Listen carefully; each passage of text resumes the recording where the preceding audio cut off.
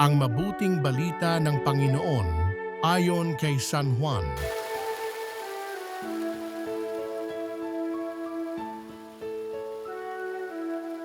Taglamig na noon, kasalukuyang ipinagdiriwang sa Jerusalem ang pista ng pagtatalaga ng templo.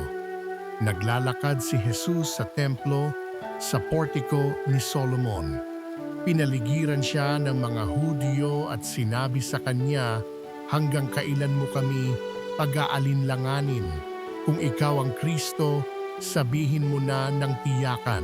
Sumagot si Jesus, "Sinabi ko na sa inyo, ngunit ayaw ninyong maniwala.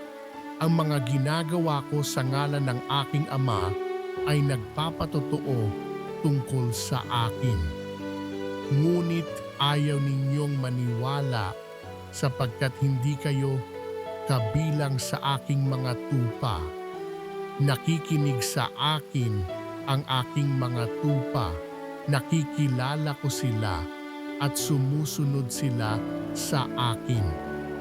Binibigyan ko sila ng buhay na walang hanggan at kailanmay di sila mapapahamak, hindi sila maaagaw sa akin ninuman. Ang aking Ama na nagbigay sa kanila sa akin ay lalong dakila sa lahat at hindi sila maaagaw ninuman sa aking Ama. Ako at ang Ama ay iisa." Ang mabuting balita ng Panginoon